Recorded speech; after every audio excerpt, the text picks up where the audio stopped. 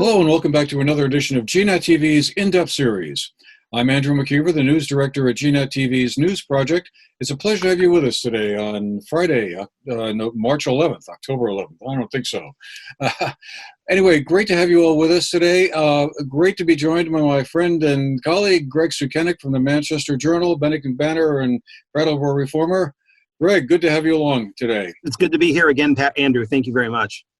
Well, a couple of weeks ago, we had the pleasure of doing an interview together with Senator Patrick Leahy, and that was so much fun, we decided, why should we stop there? So we were very fortunate to be able to arrange some time today to talk to Congressman Peter Welch, who is Vermont's sole representative in the U.S. Congress. He's represented the state since 2007. And, of course, many of you will remember last November, Congressman Welch announced that he would be throwing his hat in the ring for the Senate seat that Senator Leahy will be vacating, I guess, later this year. So, Congressman, thanks again for making the time to be with us. And, Greg, I'm going to turn it over to you to get us started here. Thank you very much, Andrew. Thank you for being with us, Congressman. Our first question. The invasion of Ukraine has sent gas and diesel prices skyrocketing and shows the risk of our dependence on fossil fuels. But this comes as we're trying to transition from fossil fuels to renewable energy. So should we kick the can for now to avoid runaway inflation at the pump and in our economy, or do we take our medicine and double down on renewables because we've seen what that reliance on fossil fuel does? Well, you know, it's short term and long term. I mean, the prices are brutal. I mean, I just filled up my car, $55, and prices are going up all around. I just got my chainsaw retuned, and I think it was twice the cost of what it was last year.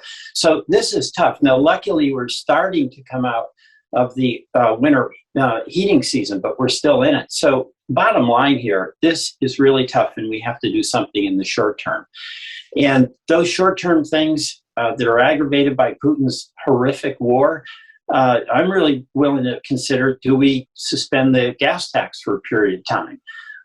Number two, do we want to increase subsidies like the low-income heating assistance that will get us through and give help to folks who are really struggling with this? But three, you know, the oil companies have the capacity to increase production and bring supply closer to demand. And they've got wells that they're not drilling. They've got gas that they're not transporting.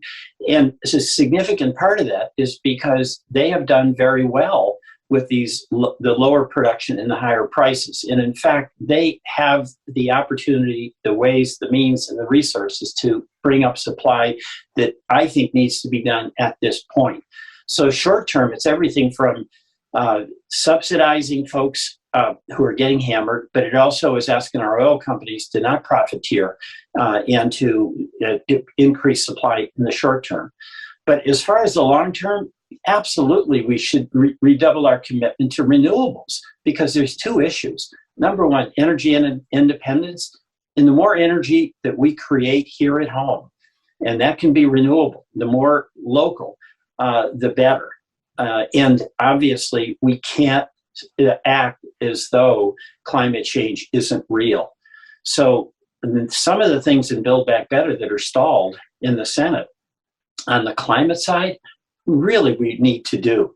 Like, for instance, those tax incentives to help make electric vehicles affordable, including the F-150 truck, by the way, the most popular vehicle in the country. Charging stations that would be available so that people would have confidence that they could recharge, just like they have confidence now that they can fill up.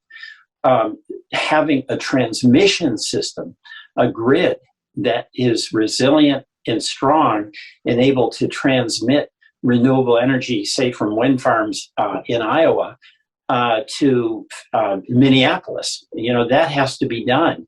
And that's all energy that we can produce here. It means that we're not dependent on the Middle East or Russia. And it also means that we can start tackling climate change. So short term, we've got to do, it's like, you know, you look at, on a cold day, you look at your fuel tank and you're almost on empty. That's not the time to put up the solar panel. You need a refill. Mm-hmm. But after you get into the spring, you might start thinking, hey, you know what? I might want to start figuring out how to heat where I don't have to depend on that fuel truck showing up at 2 a.m. Well, Congressman, just to stick with sort of current events here, obviously we've all been closely following the situation in Ukraine and watching some of the very tragic video and news footage that's been coming out from there. I guess I was just wondering, one issue that seems to be bubbling up is whether or not the United States should impose a no-fly zone over Ukraine to assist the Ukrainians to resist the Russian advances. But there's two sides to that story, and I guess I just wondered what you thought about that. Is that an option we should be seriously considering, or is that just too fraught with potential of widening the war beyond what it already is? Okay, I would like, with every fiber of my being, to promote a no-fly zone, but I don't think we should. And the reason is this. The catastrophic war that we're trying to stop can't become a means of starting a war that involves nuclear weapons. And that could happen. The no-fly zone has to be enforced. And it would mean that we, or NATO, and that's us, would be in direct combat with Russian air assets. And it's hard for me to be confident that that wouldn't result in an escalation that would lead us very potentially into the exchange of nuclear weapons or the use of nuclear weapons by Russia. So would I like to do it? The answer is yes. Should we do it? Do I think it's wise? Right now, I think the answer is no.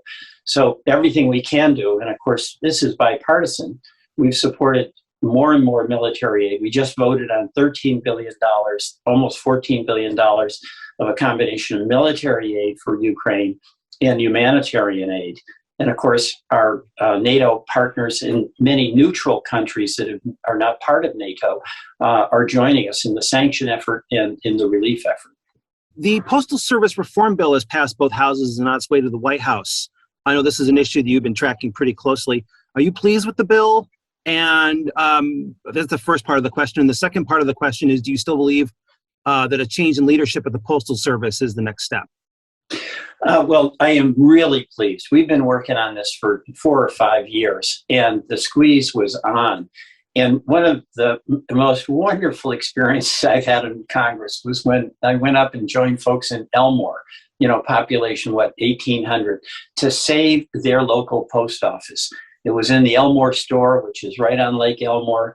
Folks have post boxes there, and the Postmaster General was going to get rid of it as a, quote, cost-saving measure, even though that would have been really hard for the community and really hard on the viability of that store that is the center of life. And when I went up there, the whole town was out. And it had kids from 1st to 4th grade with signs saying, save our store, save our post office. So the Postal Reform Act is really going to help. And it was overdue. And again, it's another example where we actually got to a bipartisan compromise and passed legislation that's going to be really good for Vermont. The leadership issue, I've had real problems with DeJoy, and I've asked that he be replaced. That has to be up to the Postal Commission. It's not a presidential appointment. But you know what? I want to acknowledge something. I'm getting the Postal Reform Bill and getting many Republican votes. Mr. DeJoy, in fact, was helpful on that. So I have to pay respect where respect is due. When it came to getting those bipartisan votes we needed, the Republican votes, he actually threw himself into it and was helpful in that. When we spoke with Senator Leahy a couple of weeks ago, Congressman, we spent a fair amount of time talking about, a point you just alluded to right there in your answer about the post office, about bipartisanship and how getting things done in Congress has changed over time.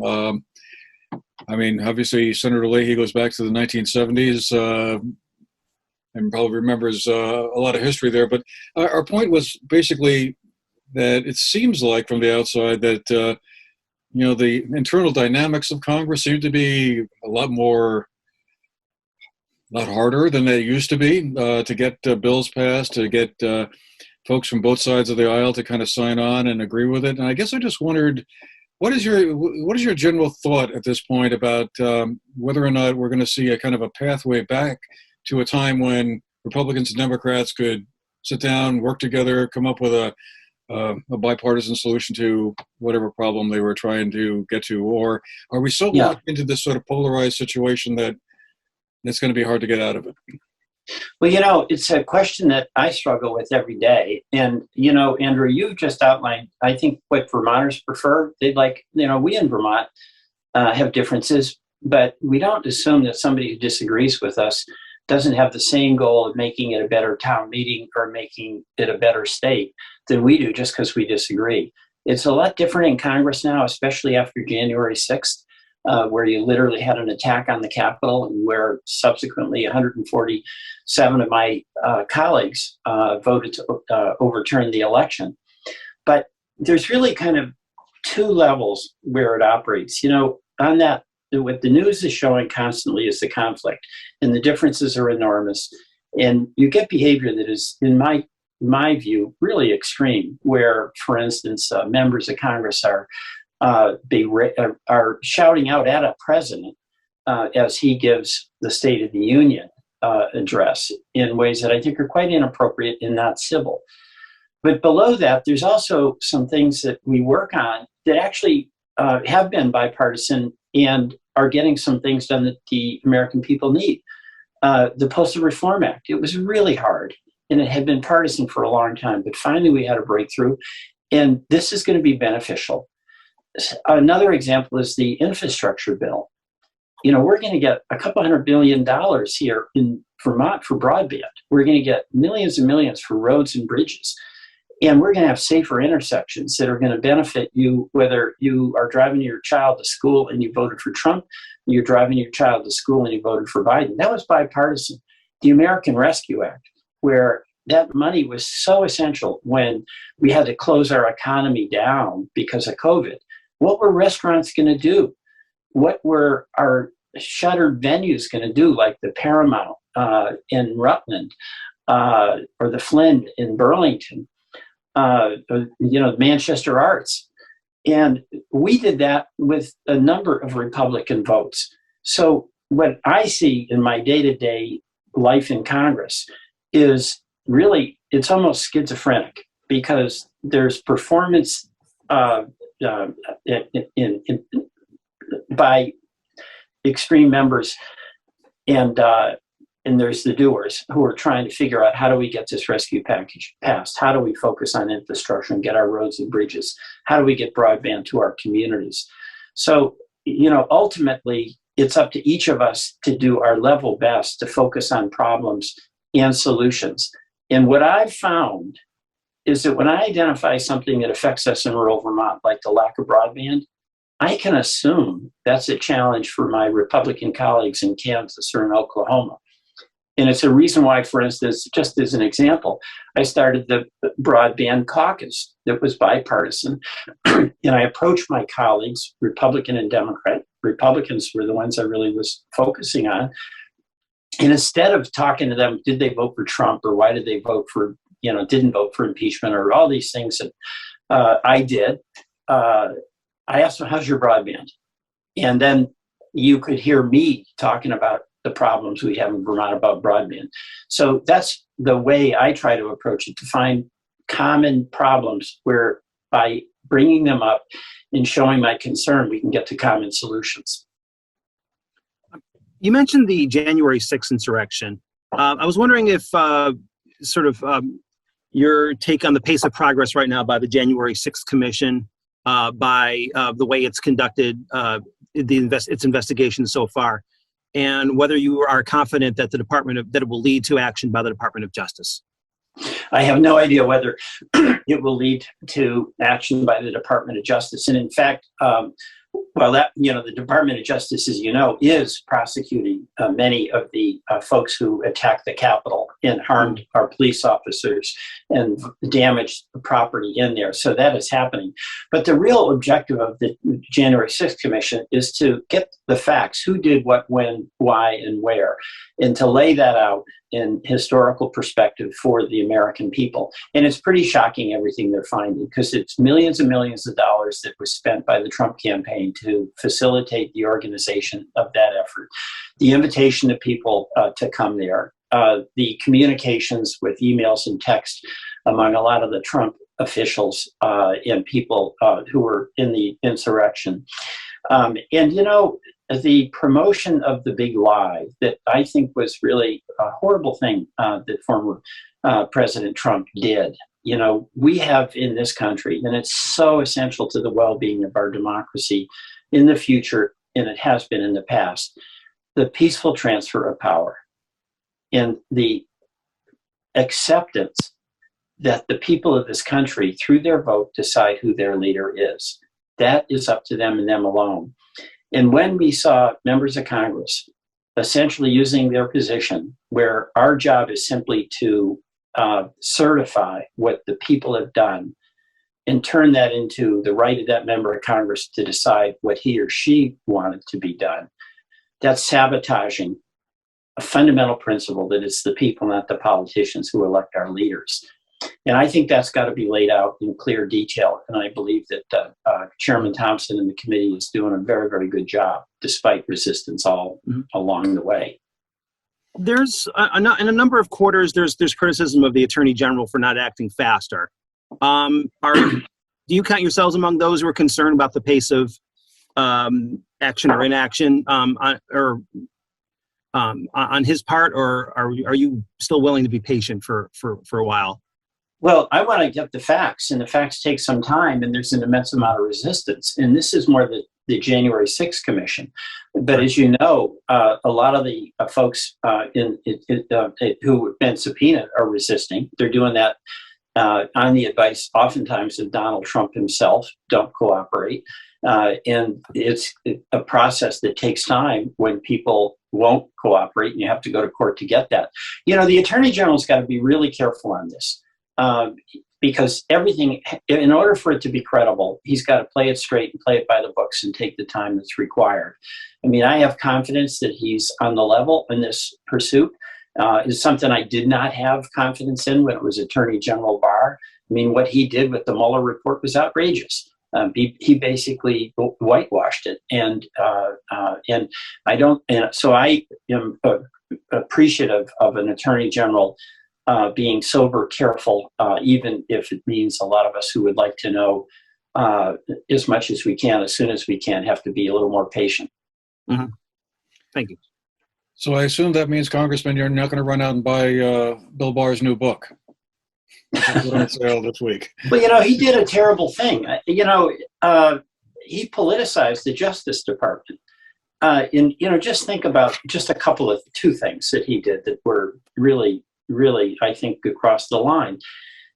When people were demonstrating outside the White House, he went on the march with President Trump when he did that stunt of holding up the Bible in front of the St. John's Church across from the Capitol, and he was there with the Attorney General. And as you know, there was specific instructions given to I think the guard and the protective the police out there to disperse the crowd who was assembling lawfully.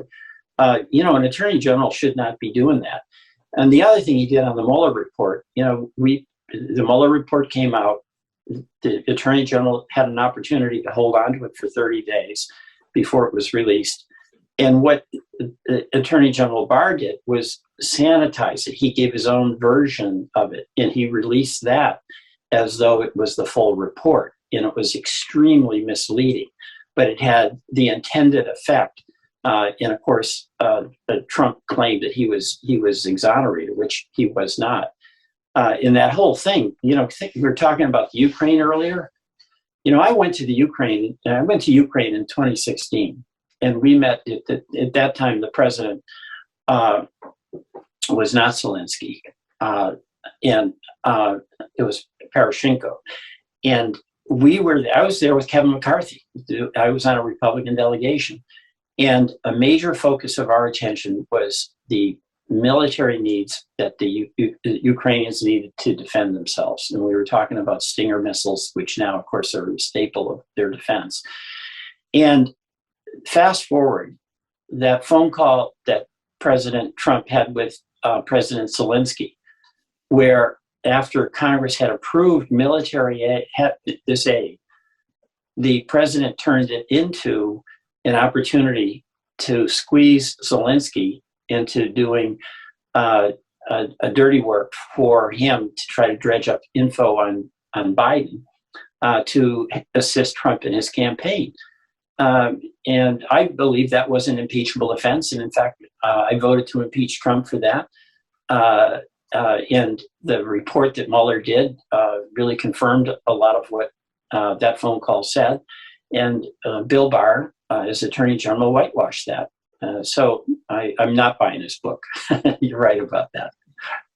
Well, I wanted to ask you a quick question before we have to run about the spending bill that Congress voted through earlier this week, a $1.5 trillion appropriation omnibus bill. I wondered if you could tell us a little bit about what's in that for Vermont. I gather there's a certain amount of money that will be coming our way to fund certain projects here in the state.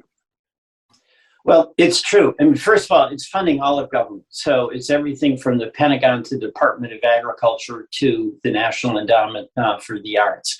And the way we've had gridlock in Washington, the normal passage of a budget, it should have been done last year in time for the beginning of the fiscal year, which was October 1 of last year. So I'm not here bragging that we did our job because we did it late. But it's tough in this environment that you were referring to, Andrew. So I feel good that we've got a budget. It gives stability and certainty to our governmental agencies. It gives stability and certainty to Vermont in our agencies. That's good. Now, this is the first time we've been able to have congressionally designated spending in a number of years. And of course, Vermont is so fortunate because Senator Leahy, as the chair of the Appropriations Committee, has been really instrumental in steering money to projects that have broad support in Vermont. He's done so much for agriculture. There's money in there to help us deal with that. Lake Champlain, Senator Sanders has been able to get some projects in there that help with workforce training and the nursing shortage. And I've been able to get some projects in that help some community projects, like some community efforts. Like, for instance, up in St. Johnsbury in the Northeast Kingdom, the Fairbanks Museum is going to get a couple of $1 million to put an addition on it. It's going to help in the education and science services that they provide to so many people in the community. We're going to be able to get a park that the folks in Derby Line have been trying to get to benefit the community. So we can provide everybody with a list of those specific congressionally designated projects. But I got to say, nobody's better at it than Senator Leahy, and God bless him. He served us so well for these 48 years. You are running for the United States Senate. So I just wonder, just really quickly, what your main priorities would be if elected. Well, serve Vermont. I want to keep serving Vermont. I feel so lucky that for these past 16 years, we've gone through so many things. When I started out, we had the financial crisis and the collapse of Wall Street that really hammered Main Street. And we had to react and try to help Vermonters get through that. We had Tropical Storm Irene. And now, of course, we had COVID. And now we have the aftermath of COVID and the effect of Putin's war in Russia with inflation. All of these things are challenging.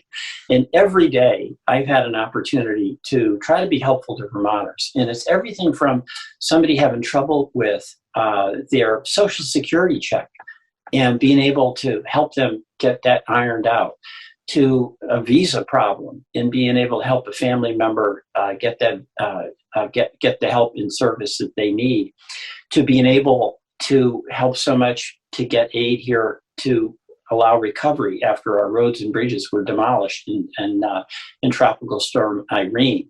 And now to have been part of the delegation with Bernie and Patrick to get COVID relief back here to Vermont. It has been such a lifeline for us. So my priority is to help Vermont. That has been what I have done from day one, and it's what I feel so blessed to have an opportunity to do. But the big challenge for Vermont now is affordability. Vermont, this is not unique to Vermont, but I think it's intense in Vermont. The cost of housing, with COVID, it's really made what has been unaffordable housing really be way out of reach. And it's why the COVID relief money is coming to Vermont, and the governor and the legislature are putting into housing. Affordable housing is so important. Childcare. You know, a young family with 2 kids in Vermont, they pay about 30% of their income for childcare. And every family has that discussion. Should one of us drop out of the labor force because it's cheaper for us to be at home than go into work? Well, if we pass the child care bill in Congress that we did in the House, but it's stalled in the Senate, that 30% would come down to 7%. I want to get the cost of prescription drugs down. You know, we passed my legislation for price negotiation on prescription drugs in the House. It's stalled in the Senate. But folks who need insulin, they're getting hammered on the cost. This would cap it, if you've got insurance, for $35 a month. So these affordability issues are really, really challenging to us. And the other thing that we have to make progress on is climate. You know, it's everybody knows our weather is changing. I mean, any of us who've been here a while, we just wonder what happened to the winters we used to have. And it's really ominous for the well-being of the planet in every single way. So Vermonters have been leaders on addressing climate change, and I want to hang in there and keep up my work on climate change. So I got to tell you, it's a special place, Vermont. We all know that.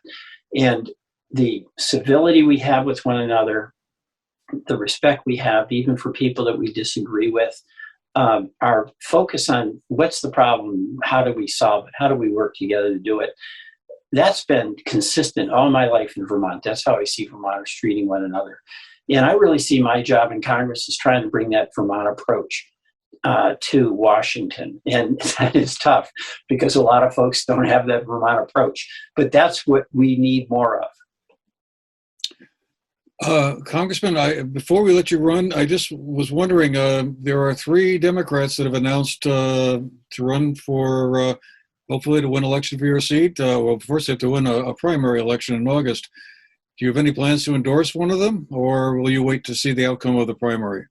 No, I'm going to let Vermont voters decide, but let me tell you something. As one Vermonter who's watching that race, we've got 3 really good candidates.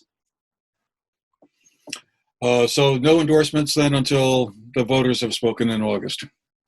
That's right. All right. Greg, I think we have about 30 seconds left for one more quick question, if you have one on your list there. Actually, I think we're set. I wish I had one more zinger left, but I don't have anything in the chamber right now. So well, I want to express my gratitude to you. You know, local journalism is essential, but under assault. It's really difficult, and I just want to express to you my gratitude that you're doing this service for the folks in Vermont, in southwestern Vermont, especially. Well, thank you very much, Congressman. We appreciate your time today, and you're sharing your views on some of these events that are going on right now. Gosh, we didn't even talk about COVID once for the last half hour. That's I hope that's indicative of something good, but anyway. Let's hope. we thought that was the case last summer, and then it didn't quite work out that way. Well, anyway, I guess we'll have to leave it there for today. But again, thank you, Congressman Welch, for your time. Thank you. Thank you. Yes, thank you very much. The time for this. Greg Sukenik, of course, reports and writes for the Bennington Banner, the Manchester Journal, and the Brattleboro Reformer. And we're really pleased to have him with us today. And we're also very pleased that you were able to join us as well, our audience. We hope you found our program interesting and informative. And, well, we'll see you again the next time, whenever that may turn out to be. Meanwhile, have a great day.